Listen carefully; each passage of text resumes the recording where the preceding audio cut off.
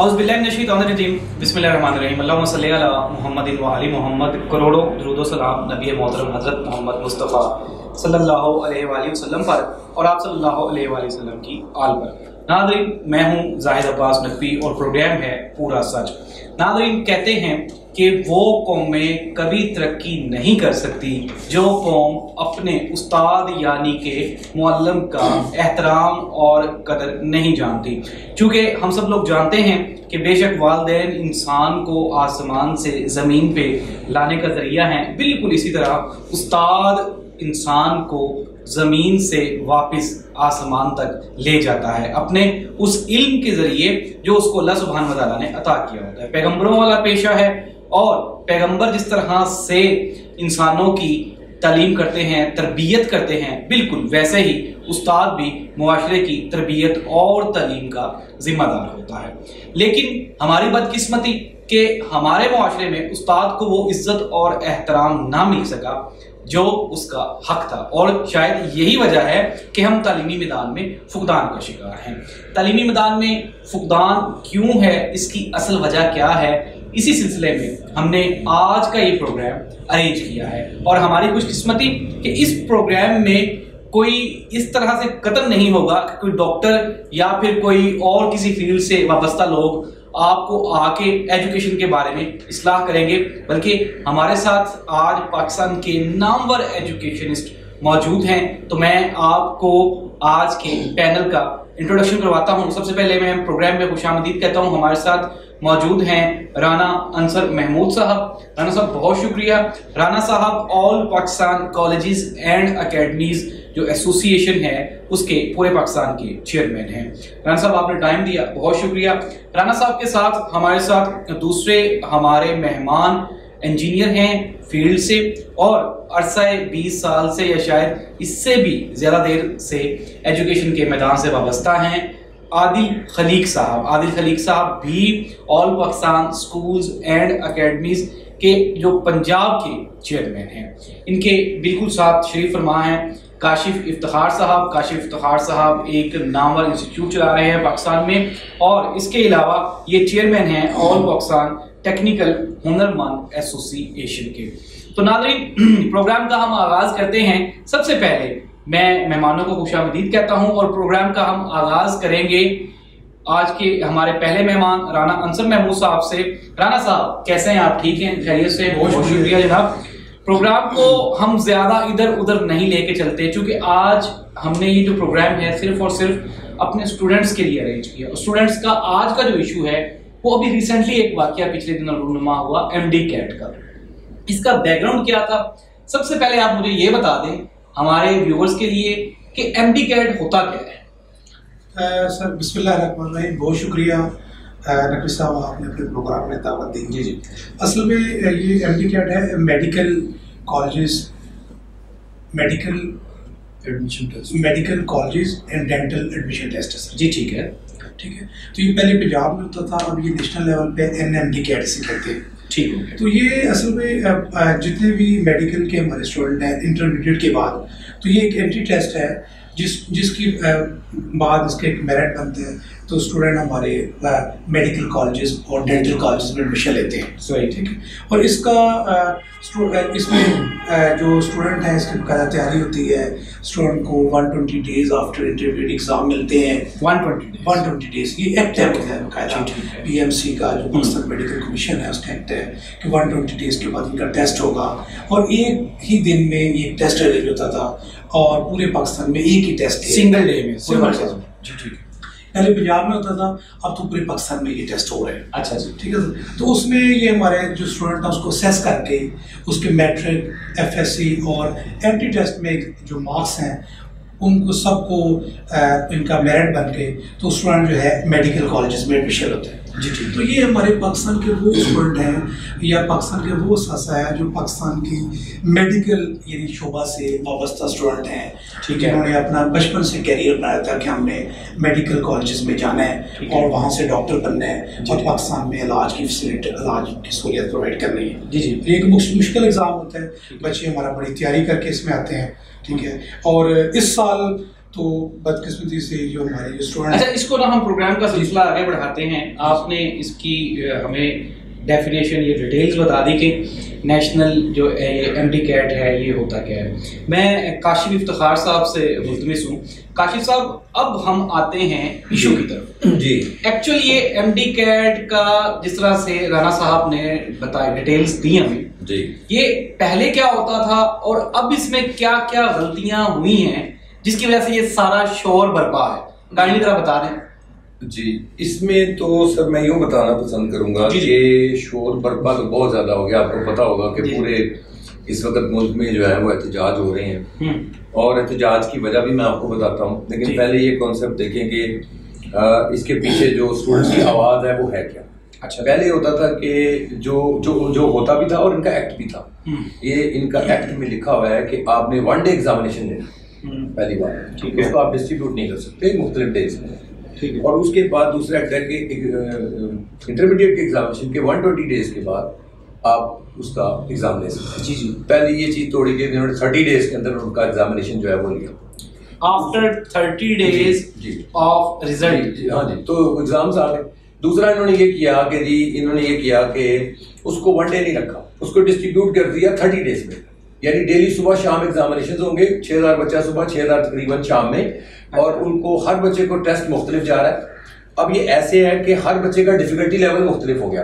पीछे बना लिया एक कंपनी है टैप्स, उसको इसके जो है वो कॉन्ट्रैक्ट दे दिया गया। ये जो अब टैप्स है सर, ये पहली मर्तबा एमडी कैट ले रही है? जी, ये फर्स्ट टाइम ले रही है। इससे पहले पाकिस्तान में ऐसा कभी भी नहीं हुआ। अब सुनने में आया कि जी टैप्स ने बिडिंग पहले हो गई, सिलसिला हुआ और कंपनी बाद में जाकर रजिस्टर्ड होती है। ठीक है जी, और उसके बाद ये लेती है। अब उनका वो कितने प्रोफेशनल है, उनका बैकग्राउंड क्या है, इसमें भी बहुत सारे सवाल हैं। और आपको पता होगा इस वक्त कराची में भी बड़े एहतजाज हो रहे हैं और डी चौक में सारे स्टूडेंट्स और वो लोग बैठे हुए हैं और वो ये सराबा एहतजाज है और वो आम कह रहे हैं कि जी इनके पास क्या तजर्बा है कि जिस पे आपने दे दिया। अब हुआ क्या हुआ, ये कि एक बच्चा एग्जाम दे रहा है, आहिस्ता आहिस्ता आवाजें उठनी शुरू हुई और फिर ये एक समुंदर बन गया।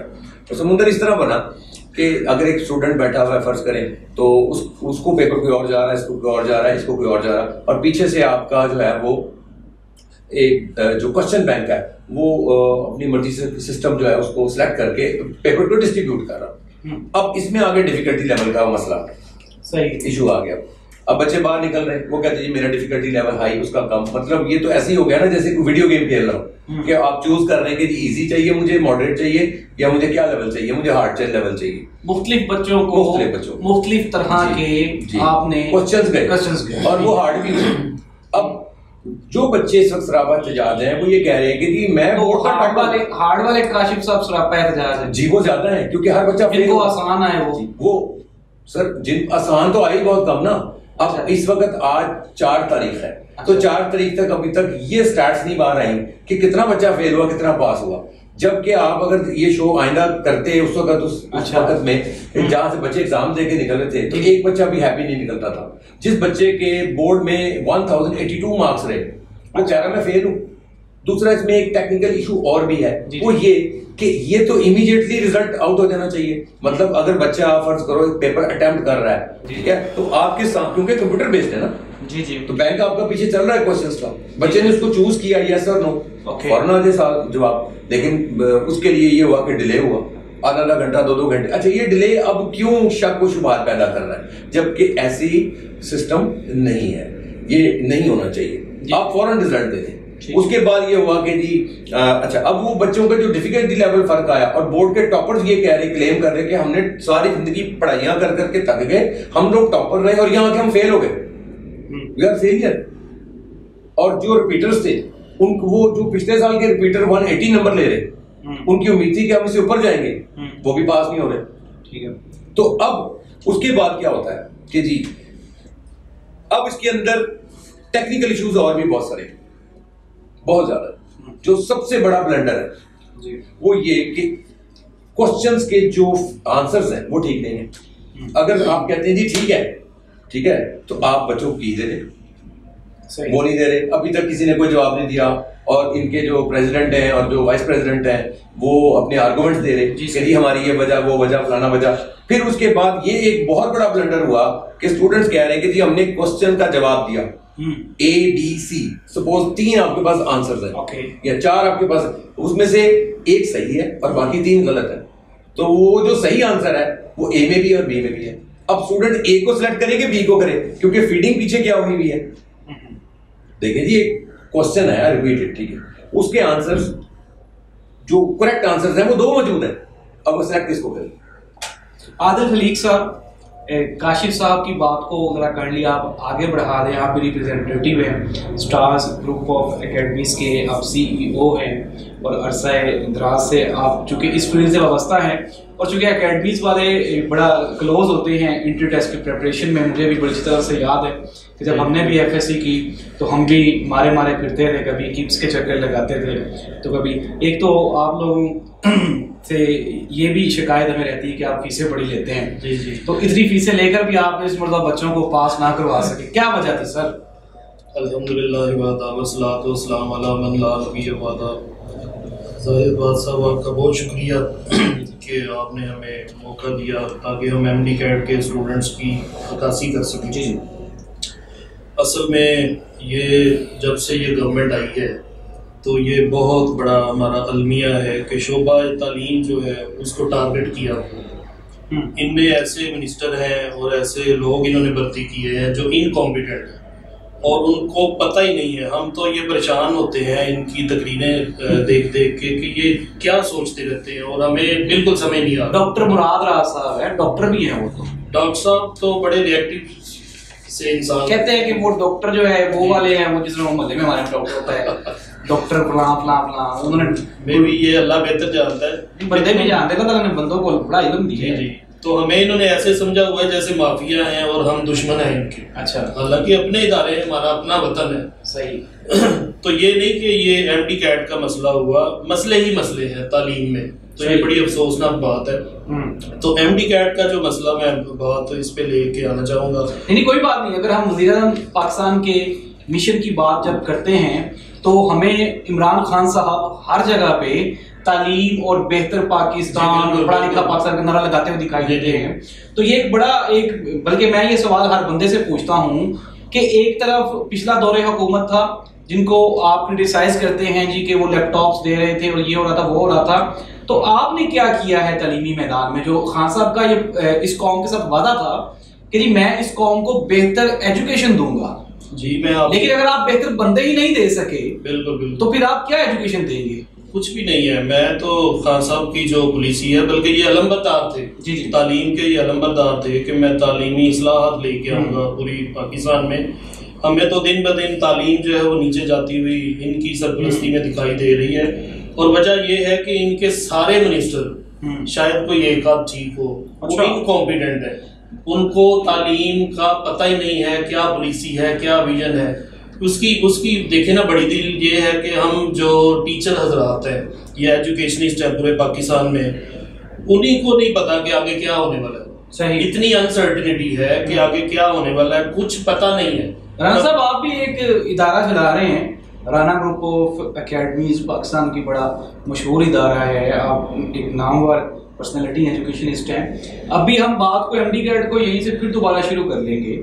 आप क्या फ़र्क महसूस करते हैं पिछले गवर्नमेंट का और मौजूदा गवर्नमेंट का? जिस तरह से आदिल खलीक साहब बयान कर रहे हैं कि इनकम्पिटेंट बंदे हैं ये जो मिनिस्टर्स हैं हमारे, चाहे वो फेडरल मिनिस्टर हो या प्रोविंशियल मिनिस्टर हो, उनका आप लोगों के साथ कोई इंटरेक्शन नहीं है।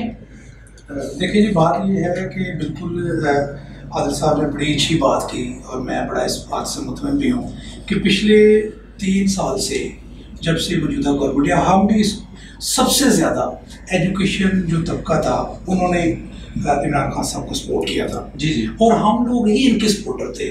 इनको अदारों लेके इनके जलसे करवाते रहे और इनको लेकर आए हैं। इन्होंने तो वादा किया था कि गवर्नर हाउस को हम जनाब यूनिवर्सिटियाँ बना देंगे, प्राइम मिनिस्टर हाउस यूनिवर्सिटी बन जाएगा।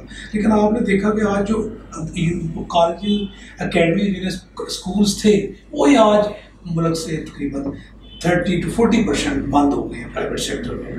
अफसोस वाली बात है, बड़ी अफसोस वाली बात है। और ये पिछले 2 साल से कोविड के नाम, कोविड को इनसे हैंडल करना नहीं आया।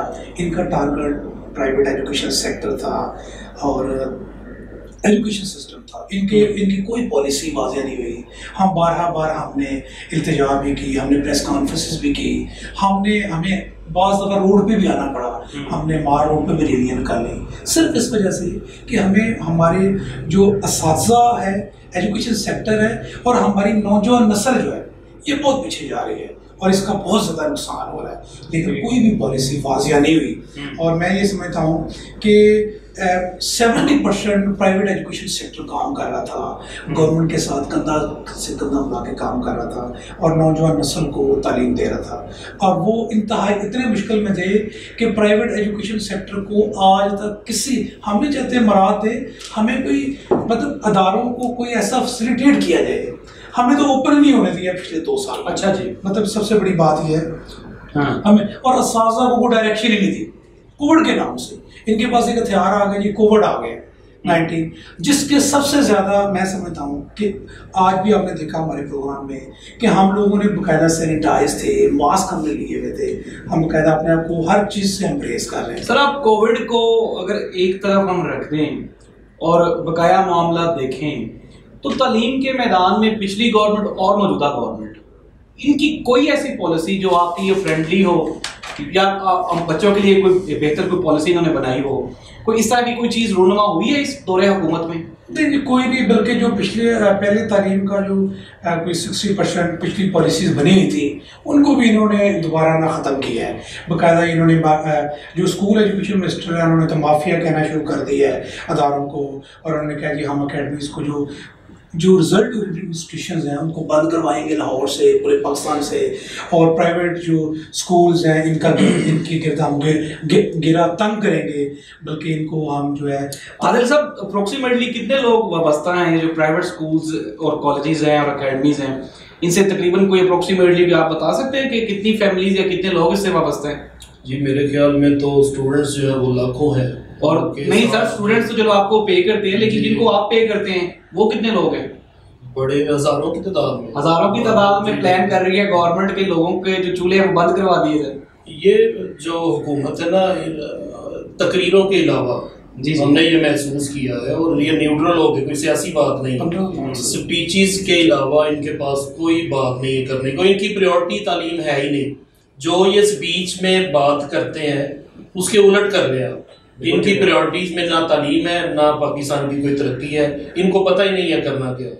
बिल्कुल दुरुस्त। नाज़रीन, जैसा कि हमारे साथ ये प्रोफेशनल एजुकेशनिस्ट हैं, ये वो मैंने पहले भी प्रोग्राम के आगाज में भी कहा कि हमने इधर उधर से पकड़ के कोई मेहमान नहीं बिठाए। राना साहब, आदिल साहब हैं, काशिफ साहब हैं, 30 साल अपनी जिंदगी के कीमती 30 साल ये लोग यहीं से पढ़े हैं, फिर यहीं पे पढ़ाते रहे हैं, मुख्तलिफ लोगों के साथ काम कर चुके हैं। खान साहब, महंगाई आवाम बर्दाश्त कर सकती है, लेकिन जहलियत और ये एजुकेशन से दूरी, इसके ऊपर आपको काम करना पड़ेगा और अपनी पॉलिसीज पे नजरसानी करनी पड़ेगी। प्रोग्राम है पूरा सच, प्रोग्राम में वक्त हुआ है छोटे से वक्फे का, कहीं मत जाइएगा, देखते रहिए पूरा सच।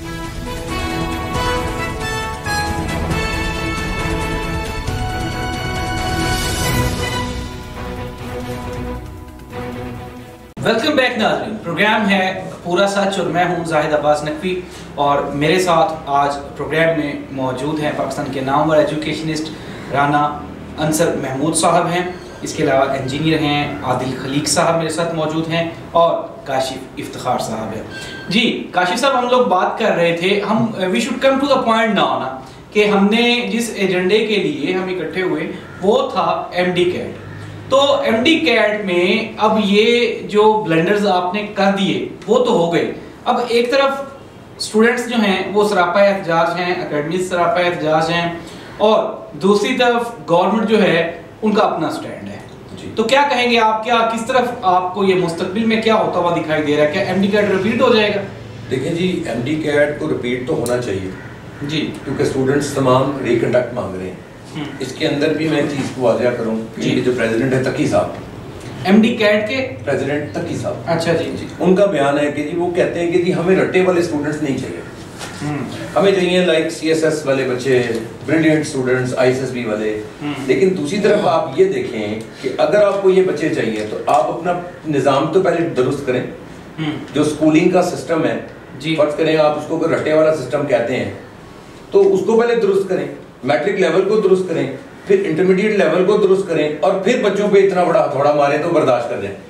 फिर इन्होंने जो है जो एकदम से जो टैब्स के ऊपर आए, उनके अंदर मैं आपको एक और टेक्निकल चीज बताऊं कि अक्सर बच्चों को ये प्रॉब्लम्स आई कि टैब कनेक्टेड नहीं थे प्रॉपर्ली। एक बच्चा 40 क्वेश्चंस कर रहा है, वो कनेक्टेड ही नहीं है, वो इंटरनेट से कनेक्टेड थे, ठीक है जी, सबमिट नहीं हुए। उसके बाद जब बच्चे को पता लगा, उसने कंप्लेंट की, तो वहां पे बड़े बड़े मसाइल आए, ठीक है जी, उसकी वजह से उनके नंबर जो हैं वो डिटेक्ट हुए। मतलब टेक्निकल फॉल्ट्स भी बहुत ज्यादा थे। और उसके साथ साथ आप कहते हैं, आप ये कह रहे हैं कि जो टैब्स जिनके ऊपर बच्चे आंसर्स दे रहे थे जी, वो पीछे नेट से जो है नेटवर्किंग से कनेक्ट ही नहीं, वो अक्सर डिस्कनेक्शन आती थी क्योंकि टैब लो लेवल के थे, चाइनीज थे, ठीक है, जो स्टूडेंट्स एजुकेट कर रहे हैं, ठीक है। दूसरा ये था कि आप कहते हैं कि जी बच्चा हमें ब्रिलियंट चाहिए, हम चाहते हैं CSS लेवल क्या है उसका, पहले ये देखें आपका पीछे से निजाम क्या है। फिर हमने उन्होंने वादा किया 6,000 रुपया लिया इस साल, पिछले साल 1,500 रुपया था फीस जो थी जी, और कहा मॉक करवाएंगे, मॉक मींस प्रैक्टिस करवाएंगे। किधर की प्रैक्टिस भी नहीं करवाई। अब 6,000 रुपया एक बच्चे की फीस ली है और मॉक करवाएंगे जी, साथ में हम मॉक करवाएंगे, मॉक मींस हम प्रैक्टिस करवाएंगे। अच्छा। किसी को प्रैक्टिस नहीं करवाई थी। पीछे ये फीस कितनी होती थी? 1500 नाज़रीन, 1,500 रुपया फीस थी जी MD कैट अब सोचें कि 2 साल में इस मर्तबा 6,000 रुपया लिया, 1 अरब से ऊपर पैसे इकट्ठे हुए सर। अच्छा जी। अब वो टैब जो है उनमें बच्चे कंप्लेंट कर रहे हैं कि जी हम जब उसको स्किप करके आगे जा रहे हैं, बैक आना चाह रहे हैं, वो बैक नहीं आ रहा, कभी सबमिट हो रहा, कभी कुछ हो रहा, मतलब टेक्निकल फॉल्ट्स भी थे। और साथ में सबसे बड़ी बात कि 2 साल से जिस एजुकेशन पे ये नाम लगा के कहा गया कि ये एजुकेशन को हम बहुत प्रमोट करेंगे, और एजुकेशनिस्ट ने ही इनको वोट एक्चुअली दिए, नौजवानों ने वोट दिए। और 2 साल 3 साल से जब से कोरोना आया, एजुकेशन तो कहीं भी नहीं थी। अब क्या कहा कि जी 4 सूबों से आप तैयारी करें। पहले होता था कि सुबह अपनी तैयारी खुद करवा के बच्चा बैठता था और वो तैयारी करे, अब कहते हैं 4 सूबों से करें हम, और आउट ऑफ सिलेबस क्वेश्चन आए। बच्चे कह रहे हैं कि तो हमने पढ़ाई नहीं, फिर कोरोना की वजह से एकेडमी स्कूल कॉलेजेस बंद, अब बच्चा तैयारी कहां से करे। तो ये उसके साथ उसके सर पे एक इतना बड़ा हथौड़ा, नहीं तो और क्या, और वो चीखे ना मारे तो और क्या। वो जब बाहर निकल रहा, वो कह रहे मैंने पढ़ाई नहीं। अब ऐसे भी चीजें आई कि जी इंटरनेट से कुछ क्वेश्चंस के आंसर्स, जब बच्चों ने आके, जो तेज बच्चे होते हैं देखते हैं, चेक करते हैं, तो इंटरनेट पे थे, वो कहते हैं हमारे सिलेबस का पार्ट ही नहीं था। अब देखें दूसरी चीज, कल बरोजे इतवार नम्स का टेस्ट हुआ। अच्छा, नम्स जो आपके मेडिकल कॉलेजेस के लिए, ठीक है जी, नम्स को टेस्ट होता है, एक ही दिन टेस्ट होता है।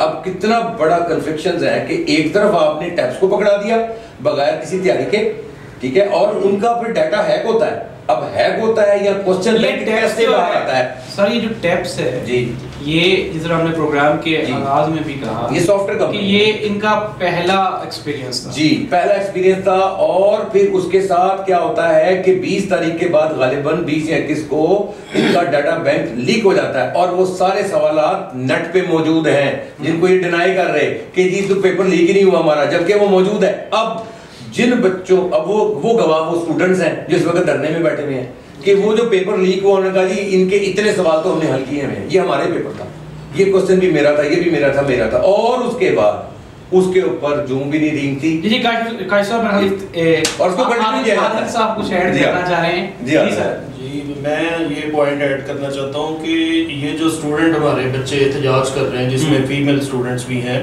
उनमें सबसे बड़ी वजह जो है ना वो अनसर्टिनिटी है। ये स्टार्ट से ही अनसर्टिनिटी का आगाज हो जाता है कि जब भी बच्चों ने अभी पेपर देने हैं, FSC एग्जाम देने हैं, उससे पहले ही रजिस्ट्रेशन स्टार्ट कर दी जाती है। और रजिस्ट्रेशन इतनी ज्यादा क्योंकि लोड होता है तो वो साइट जो है वो बैठ जाती थी, रजिस्ट्रेशन नहीं होती थी। अच्छा, बच्चे मारे फिरते थे, कंप्यूटर एक्सेप्ट नहीं करता था, तो वो एकदम हथौड़ा मारा गया और डेट क्लोज कर दी गई उसकी। बहुत सारे बच्चे उसमें से रह गए। उन्होंने फिर कोई प्रोटेस्ट किया किसी फोरम पे, तो गालिबन कोर्ट ने फिर इजाजत दी और डेट एक्सटेंड की। पहली अनसर्टेनिटी थी यहाँ से शुरू हुई, फिर टेस्ट की डेट अनाउंस की जाती। पहले कब डेट, पहली यानी कि डेट जो है वो चेंज की गई? नहीं, रजिस्ट्रेशन बिफोर एग्जाम इन्होंने स्टार्ट कर दी, फिर डेट भी चेंज हुई। मैं तायद करता हूँ आपकी बात की, डेट चेंज होने से भी अनसर्टेनिटी क्रिएट हुई। फिर ये नहीं पता था कि टेस्ट ऑनलाइन होना है। पिछले सालों की तरह पूरे पाकिस्तान में एक टेस्ट होता था। नहीं, तो ये पहले SOPs बयान नहीं किए गए थे कि ये ऑनलाइन टेस्ट होगा? नहीं, ये सडन जो है वो डिसीजन हुआ और ऑनलाइन टेस्ट 30 दिनों में होगा, ये एक और हथौड़ा मारा गया। और थोड़े थोड़े बच्चों के साथ होगा, बच्चे उससे भी बड़े अनसर्टन हो गए कि पता नहीं हमारे साथ क्या बनने वाला है। डेट वाइज टेस्ट जो है वो होगा। फिर जब बच्चे सेंटर्स में पहुंचे तो सिस्टम जैम हो गए, सिस्टम चल नहीं रहे थे। नेट का प्रॉब्लम पूरे पाकिस्तान में ही है, कहीं पे आता है कभी नहीं आता। तो बच्चों में उस वक्त भी अनसर्टनिटी क्रिएट हो गई, क्योंकि एक बच्चे ने ख्वाब देखे होते हैं, उसने डॉक्टर बनना है और उसने अपना फ्यूचर सिक्योर करना होता है। तो उसका सबसे बड़ा मिशन होता है जब हम बच्चे को पढ़ाते हैं कि वो डॉक्टर बने और ज़िंदगी में डॉक्टर बन के लोगों की खिदमत कर सके। तो वो इतना हर्ट हुआ जब पिछले टेस्ट होते थे, तो जब वो टेस्ट दे के आता था तो उसको आंसर की दे दी जाती थी, जिससे वो घर आके तो वो चीजें मैच करता था। ये तो फंडामेंटल राइट है ना, राइट है बच्चे का। और वो देखता था और आईना और वो चुप करके बैठ जाता था जी मेरे इतने ठीक है इतने गलत है, प्रोटेस्ट की जरूरत नहीं पड़ती। इन्होंने आंसर की नहीं दी, अच्छा, उससे अनसर्टेनिटी और क्रिएट हो गई। और फिर जब उन्होंने अनसर्टेनिटी की वजह से इस्लामाबाद आके एहतजाज किया तो बड़ी अफसोस की बात है और शर्मनाक बात है हुकूमत के लिए और सियासी मस्करों के लिए कि इन्होंने ऊपर डंडे बरसाए। हमें बड़ा शदीद दुख पहुंचा है बच्चों के ऊपर, बच्चियों के ऊपर, हमारी बेटियों के ऊपर इन्होंने डंडे बरसाए हैं। तो हमें बड़ा शदीद गम है इस बात का और हम इसकी मजम्मत करते हैं।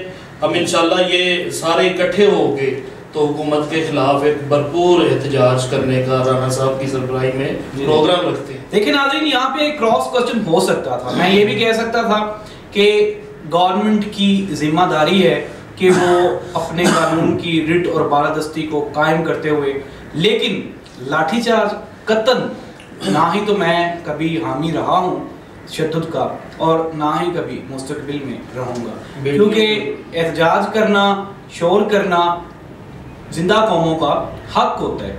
अपने हकूक़ की बहाली के लिए, अपने हकूक़ के असूल के लिए एहतजाज करना एक बिल्कुल एक कानूनी रास्ता है। और जो कि वो बच्चे एहतजाज कर रहे थे, लेकिन इतने छोटे छोटे बच्चे, क्योंकि ज़ाहिर सी बात है ये मुसल्ला तो होंगे नहीं, तो इस गवर्नमेंट को कतन बिल्कुल भी कोई भी इस तरह का लाहे अमल नहीं तरतीब देना चाहिए था। जी काशिफ साहब आप कुछ कहना? अच्छा सर, इसमें एक और चीज़ उन्होंने कही कि इनके जो तकी साहब है प्रेसिडेंट, उन्होंने कहा जी एप्टीट्यूड टेस्ट है, जबकि एप्टीट्यूड टेस्ट नहीं है।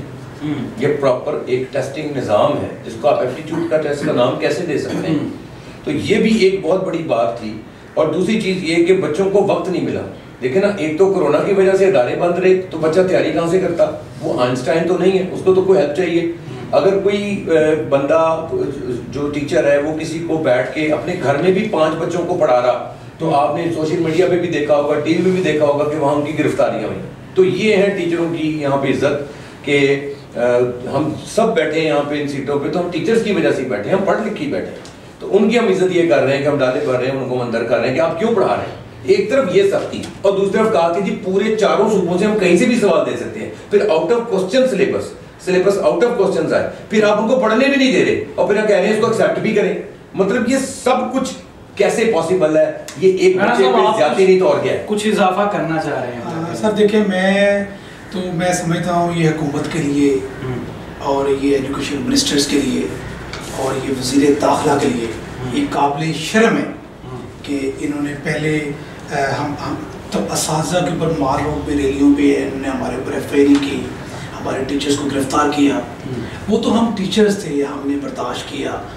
आज हमारी फीमेल बच्चियाँ और स्टूडेंट जो इस्लामाबाद में सरापा एहतजाज है पिछले 10 दिन से, पुरअमन एहतजाज है पीएमसी के बाहर, कोई उसमें कोई ऐसा कोई उनका एजेंडा नहीं है, पुरअमन एहतजाज है जी, ठीक है। उसमें हमारे स्टूडेंट फीमेल मेल सारे शामिल हैं, ठीक है। और उनके ऊपर जब वो वज़ीर-ए-आज़म इमरान खान की तरफ टीचरों की तरफ बढ़ रहे हैं कि हमें इंसाफ दिया जाए, हमारा पेपर रिपीट किया जाए, कोई जायज़ मुतालबा नहीं है। वो कहते हैं कि अगर 30 दिन में हमारा पेपर हो, 1 दिन में हमारा पेपर दोबारा। अरे देखिए सर, पहले वो स्टूडेंट थे जो वो कह रहे थे कि हम गवर्नमेंट कह रही थी कि पेपर नहीं ले रहे, ठीक है। पहले इस चीज़ पे भी एहतजाज स्टूडेंट का इस्लामाबाद में है। आज अगर स्टूडेंट कहते हैं कि हमारा पेपर रिपीट कर दिया जाए, तो गवर्नमेंट कितने 30 दिन में पेपर लेने का फेवर हो गई है, तो 1 दिन में मैं समझता हूँ पेपर अगर रिपीट हो जाता है, अच्छा जी, दोबारा उसका निकाल, ये कोई ऐसी बात नहीं है। वज़ीर-ए-आज़म इमरान खान साहब को इस पर सीरियस एक्शन लेना चाहिए।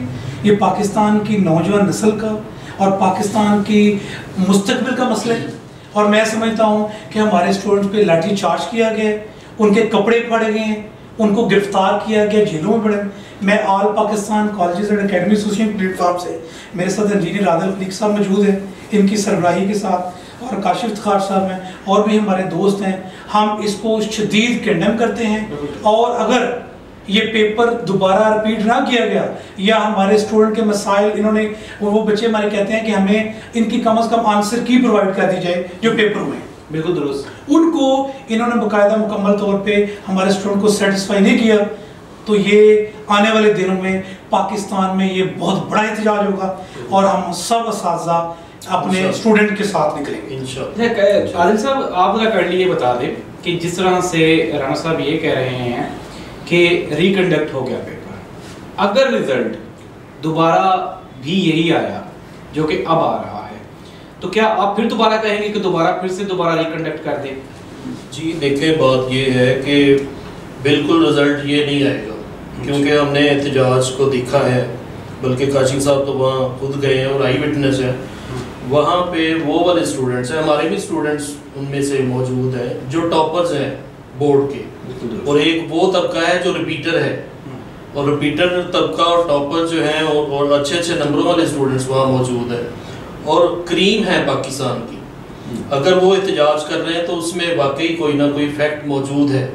अगर चले मान लिया कि टेस्ट सही हुआ, आप उनको आंसर की दे दें, वो घर बैठ के मैच करेंगे उनको। यानी कि आपके दो मुतालबे हैं, या तो आप आंसर की प्रोवाइड कर दें और दूसरा ये है कि आप रिकंडक्ट करें। जी एक दिन में ले लें टेस्ट, कोई उसमें हर्ज नहीं है। अगर एक चीज पे आ जाए तो काशिफ साहब आप बता दें, रिकंडक्शन चाहते हैं या? देखें जी, रिकंडक्ट ही हमें चाहिए। देखें इसमें एक और चीज थी कि आपने बच्चों को या तो पहले डिसाइड कर लें कि हमने इनको जाहिल कर देना है, अवाम ही जाहिल बना देनी है। अगर नहीं, और आपका नारा वो ठीक था एजुकेशन वाला, तो फिर आपने मुश्किलात क्यों पैदा की हैं? आप बच्चों को डिसार्ड क्यों कर रहे हैं पढ़ाइयों से? मैं ऐसे बच्चियां भी जानता हूं जिन्होंने कहा कि आगे हमने पढ़ना ही नहीं। पिछले साल पासिंग मार्क्स था 60%, इस बार कर दिया 65%। डिफिकल्टी उनके लिए बढ़ा दी, सिस्टम उनको वो दे दिया जैसे वो यूज टू नहीं थे। मतलब ये तो ऐसा ही है सर कि आपके वर्ल्ड कप खेलो लेकिन तूने जो है ना वो नेट प्रैक्टिस नहीं करनी। ठीक है, तो ये कैसा अच्छा, अब हम काइंडली जरा कंक्लूड कर लेते हैं, प्रोग्राम को एंड कर लेते हैं। देखिए कि बात फिर वही होगी कि अगर पेपर रिकंडक्ट भी हो जाता है जी, तो उससे बेहतर ये होगा कि पहले आप लोगों से बारी बारी मैं ना तजावीज़ ले लेता हूँ। राना साहब आपसे शुरू करते हैं कि आप ये बताएं कि पेपर रिकंडक्ट हो जाता है, आप अगर गवर्नमेंट डिसीजन ले लेती है कि रिकंडक्ट हो जाए, उससे पहले और क्या क्या मुतालबात हैं? बच्चों को तैयारी के लिए टाइम देना चाहिए, उसकी रजिस्ट्रेशन का मेथड ठीक होना चाहिए, जिस तरह काशिफ साहब ने कहा, उनके टैब जो हैं वो ठीक होने चाहिए, सिस्टम ठीक होना चाहिए, रश नहीं होना चाहिए। और आप चाहते क्या हैं, क्योंकि ना हर चीज़ से पहले बेहतर होता है कि उसको सिस्टमाइज्ड कर लिया जाए, जो गलती आप एक मरतबा कर चुके हैं उसको दोबारा ना दोहराया जाए। तो क्या चाहते हैं आप सर, क्या होना चाहिए? मैं ये चाहता हूँ कि देखें, पहले 1500 अगर फीस थी तो अब ये 6030 रुपीस 6030 रुपीस फीस है, 6030 रुपये फीस ली गई है। तकरीबन हमारे 2 लाख स्टूडेंट हैं एमडीकैट के। अच्छा। ये तकरीबन 1 अरब 20 करोड़ रुपए फिगर बनती है, और ये एक ऐसी कंपनी को नवाजना जिसका कोई पहले एक्सपीरियंस नहीं है, ये एक हमारे स्टूडेंट के साथ ज्यादती है। अच्छा, अगर सर देखें, हमारे स्टूडेंट कह रहे हैं कि अगर टेस्ट को दोबारा रिपीट कर दिया जाए या आंसर किस ले लीजिए, ठीक है, तो ये कोई बड़ी ऐसी बात नहीं है। हमारे हमसाया मुल्क में 18 लाख बच्चों का भी एक दिन में टेस्ट हुआ है, ठीक है सर। और अगर हमारे जो यहाँ पे इन्होंने हॉल्स में प्राइवेट हॉल बुक करवा के, और इसकी भी हमें पेशन गई है कि जो इन्विजिलेटर थे वो हॉल के वेटर थे जी, हॉल के वेटर थे, बिल्कुल ठीक सर। अगर तो टेस्ट दोबारा ले लिया जाता है, इन्होंने अरबों रुपया एक कंपनी को नवाज दिया है, तो इसमें कौन सी ऐसी कोई बड़ी डिमांड कर ली गई है? ना सर, टेस्ट तो रिकंडक्ट हो रहा है। अगर मैं कहता हूं कि अगर गवर्नमेंट इस चीज पे आ जाती है कि हो जाना चाहिए, तो उससे पहले क्या अच्छा, उसमें ये है कि हमारे स्टूडेंट्स को ना टाइम नहीं मिला था, क्योंकि 120 डेज होते हैं बच्चों की तैयारी के लिए, पीएमसी का ये रूल है। हमारे स्टूडेंट के कोविड की वजह से कोई क्लासेस नहीं हुई, ऑनलाइन हुआ है। मैं समझता हूँ स्टूडेंट को कम से कम 2 मंथ्स का टाइम लेके, अगर 2 मंथ का नहीं तो को 45 डेज का 30 डेज का टाइम दें, जिसमें स्टूडेंट अपना आपको तैयार करें और टेस्ट ले ले, तो गवर्नमेंट जो है ये पाकिस्तान की नौजवान नस्ल के लिए एक अच्छा काम करेगी। आदिल साहब, तजवीज़ कोई? जी जाहिर साहब, मेरा तो ये मौक़िफ़ है कि हुकूमत को इतनी जल्दी क्या पड़ी हुई है? क्या इनको यकीन है कि हमने अगले साल चले जाना है? तो सारी चीज़ें जो है वो सडन क्यों इम्प्लीमेंट करते हैं? मसलन इनके पास कोई आइडिया आ गया है, बड़ा अच्छा आइडिया है कि ऑनलाइन और स्प्लिट करके लेना है, तो आप अगले साल अप्लाई कर लें। आप एकदम थोड़ा मार देते हैं। स्टूडेंट्स जो है वो पीछे वाला जो सिस्टम है सारा वो उसको सपोर्ट नहीं करता। ठीक है, हमने मैनुअल तरीके से उनको प्रिपरेशन करवाई होती है। बच्चा जो है वो लैपटॉप पे उस तरह यूज़ नहीं है, स्पीडी तरीके से MCQs जो है वो हल नहीं कर सकता। आप रातों रात फैसला करते हैं और एक नई कंपनी मुसल्लत कर देते हैं जो भी इनकॉम्पिटेंट है, उसका भी कोई प्रैक्टिस नहीं। तो आपको ये जल्दी क्या थी? आप जिस तरह पिछले साल NMD कैट हुआ बड़े अच्छे तरीके से हुआ, आप उसी तरह ये इस मरतबा ले लेते और अगले साल इसको अप्लाई कर लेते। तो मेरी ये तजवीज़ है, बल्कि राय भी है, कि इस साल अगर रिकंडक्ट करवाना है, इन्होंने बच्चों के मुतालबात मानने चाहिए और उसको रिकंडक्ट करवाना चाहिए तो पिछले तरीके के मुताबिक, क्योंकि हमारी सारी जो जनरेशन है वो पिछले तरीके के मुताबिक आती है, वो उस तरीके से करवाएं। बच्चों को आंसर कीज दें, बच्चे सेटिस्फाई हों, उनको पता चले जी ये हमारा ही रिजल्ट है। और ये जो आपने सिस्टम बिजनेस शुरू किया है इसको अगले साल आप इम्प्लीमेंट कर लें और सुकून से करवाएं, क्या जल्दी है? काशिफ साहब जी कोई तजवीज़? जी तजवीज़ यही है जी कि ये एकदम से वाकई ही बच्चों के साथ ज़्यादती की गई, क्योंकि बच्चे यूज टू नहीं। मेरी तजवीज़ ये है कि इसको आहिस्ता आहिस्ता, वाकई ये सही है कि आहिस्ता आहिस्ता इसकी इम्प्लीमेंटेशन करते। आप रातों रात बच्चे को यहाँ, मतलब जमहूरियत इसी को कहते हैं, आप सबकी बात सुने, स्टेक होल्डर्स को बुलाएं, उनसे मशावरत तो करते। वो तो हमने की नहीं, हमने रात को सोचा सुबह इम्प्लीमेंट कर दिया। ये शुरू करते मैट्रिक लेवल से, इसकी पहले तैयारी करते, लोगों को कॉन्फिडेंस में लेते, स्टूडेंट्स को कॉन्फिडेंस मिलते, टीचर हज़रात को कॉन्फिडेंस में लेते, जिन्होंने उनको पढ़ाना है उनको वो ट्रैक देते, मिनिस्टर्स उनके साथ मीटिंग करते कि हम ये करने जा रहे हैं। फिर मैट्रिक लेवल से उनको टैब्स की आदत डालते। जब वो टैब्स की आदत डालते, उनके फिंगर्स उस पर चलने के आदी होते, तब तक ये इस सिस्टम को वैसे ही लेके चलते और फिर साथ में उनको डिफिकल्टी में न डालते। मतलब ये तो खुला तदाद हुआ ना कि किसी को कोई पेपर दे दो, किसी को कोई दे दो। सर जब रेस होती है कैसे होती है? फिसल की जाती है और सब इकट्ठे भागते हैं, ना कि आज तुम भागो, कल तुम भागो, परसों तुम भागो। तो उसका फैसला आप मुझे करके दिखाएं, ये कहाँ का फार्मूला है सर? देखिए ना, इस वक्त आज नम्स का कल टेस्ट हुआ, फिर वो वन डे क्यों किया गया, वो क्यों नहीं टैप्स को दिया गया? फिर मतलब ये दोनों जगह पे फर्क डाल दिया, तो ज़ाहिर है आवाज तो उठेगी। तो मेरा ख्याल है रिकंडक्ट शुड बी देयर और उसके साथ साथ वो टाइम दें बच्चों को, क्योंकि बच्चे यूज टू थे। पहले मैट्रिक के निज़ाम को दुरुस्त करें, ये मेरी सजेशन है, फिर इंटरमीडिएट के निज़ाम को दुरुस्त करें और उसको हाईटेक लेवल पे लाएं। जब बच्चे वहां से यूज टू होके आगे आएंगे और रिजल्ट प्रोड्यूस करेंगे। जब वो एकदम से आप उनको, मतलब ये तो ऐसे हो गया ना सर कि आप साइकिल चला रहे हो और अगले दिन ही आप कहें अब मोटरसाइकिल चलाओ, तो वो कैसे चलाएगा? मतलब वो तो उसके लिए डिफिकल्ट है कि उसको पता ही नहीं कि मैंने क्लच कैसे दबाना। आप देखें ना, हमारे मोस्टली टॉपर्स गांव से हैं, वो बच्चे स्ट्रीट लाइट्स पे बैठ के पढ़ाइयाँ करते हैं, उनके आती है और वो पढ़ क्योंकि उनको हमने कल्चर में आदत डाली हुई है ना कि मैट्रिक ऐसे होना है, इंटरमीडिएट भी ऐसे ही करना है। तो अब जब उसको वो आदत पड़ी और एकदम से वो बेचारा गांव से उठ के आके टॉपर आता है और वो उसको टैब दे दिया जाता है, ठीक है, तो वो टैब को उसको पता नहीं मैंने स्किप कैसे करना है, उसे सबमिट, अक्सर बच्चों से सबमिट हो गया, गलत सबमिट हो गया, एडिट नहीं हुआ, फिर उसको मसाइल हुए, वो फिर सरापा एहतजाज हुए। ये वही लोग हैं जो डी चौक पे बैठे हैं।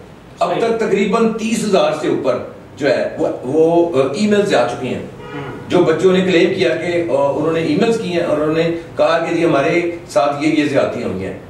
अब जाहिर है वो आगे जाएंगी। अब आपका सुप्रीम कोर्ट वो एक्शन ले रहे हैं, ठीक है, इस्लामाबाद में जो है रिट दाखिल है और यहाँ पर जो लाहौर है उस हाई कोर्ट ने कंटेम्प्ट ऑफ कोर्ट है इनके ऊपर।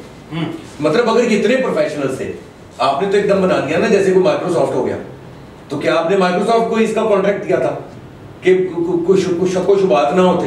हालांकि सिस्टम है, इलेक्ट्रॉनिक निजाम है, कभी भी खराब हो सकता है। तो क्या उसके लिए रेमेडीज क्या तैयार की कि अगर ये होगा तो हम क्या करेंगे? तो वहां तो ऐसे जैसे लापरवाही से निजाम किया गया, ऐसे स्टार्ट किया गया जैसे लापरवाही होती है। ऐसी आई विटनेसेस भी हैं मेरे पास कि जिन्होंने बाहर अपने बच्चों बच्चियों के लिए गाड़ियों में वेट कर रहे हैं और 20 मिनट पहले जाके जनरेटर ऑफ कर दिया गया और उन्होंने पूछा कि जनरेटर क्यों ऑफ किया? उन्होंने कहा कुछ नहीं होता, ठीक है, सही है, बाजी कुछ नहीं, सही है, निजाम चलेगा। अब इतने शक व शुबहात, कोई सुने तो सही कि वो पेरेंट्स की तो सुने जो बाहर बैठ के आई विटनेसेस हैं, वो देख रहे हैं और सवाल कर रहे हैं जनरेटर क्यों ऑफ कर रहे हैं आप, अभी तो 20 मिनट रहे, उनको कुछ नहीं होता बाजी, ठीक है, निजाम ये भी है।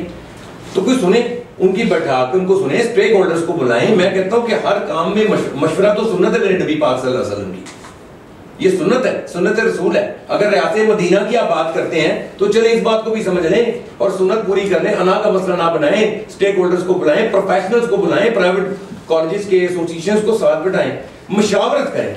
और चूंकि मशावरत सुन्नत है और उसमें बरकत होती है तो रिजल्ट तो ऑटोमेटिक बाहर आता, लेकिन वो तो की नहीं और एकदम कह दिया बट डू इट, तो उसका फिर यही नतीजा निकलना था जो आपके सामने अब भुगते। नाज़रीन, कौम के मेहमान परेशान हैं और हमारे बच्चे डी चौक पे सरापा एहतजाज हैं। कौमें इस तरह से नहीं बनती। कौमें हमेशा तभी बनती हैं जब कौम को बनाने वाले मुतमिन हों और आपकी पॉलिसीज़ में शामिल हों। इनका मुतालबा ये नहीं है कि आप निज़ाम को छोड़ दें और चले जाएं, बल्कि इनका मुतालबा यही है कि निज़ाम को सिस्टम में लेकर आया जाए और स्टेक होल्डर्स को मुशावरत में शामिल किया जाए, क्योंकि ये इनका फंडामेंटल राइट है कि कोई भी चीज़ किसी के लिए जब बनाई जाती है तो उसमें उस ग्रुप ऑफ पीपल का शामिल होना इंतहाई ज़रूरी होता है और लाजिम भी होता है। बच्चों के राइट्स, वो बच्चे किसी के भी हों, वो बच्चे पाकिस्तान के हैं, वो बच्चे हमारे हैं और हम उन बच्चों के लिए आवाज़ उठाते रहेंगे। डी चौक पे बैठे हुए बच्चे ना ही तो किसी सियासी जमात से वाबस्ता हैं और ना ही उनका एजेंडा मुल्क में फसाद फैलाना है। उनका सिर्फ और सिर्फ एक ही मुतालबा है और वो है कि उनका हक उनको दिया जाए। और ये बच्चे, इन्होंने ही कल को इस पाकिस्तान की बागडोर संभालनी है। किसी के साथ ज्यादती नहीं होनी चाहिए। जिस बच्चे का जो हक है उसको मिलना चाहिए। प्रोग्राम को इख्तिताम करते हैं।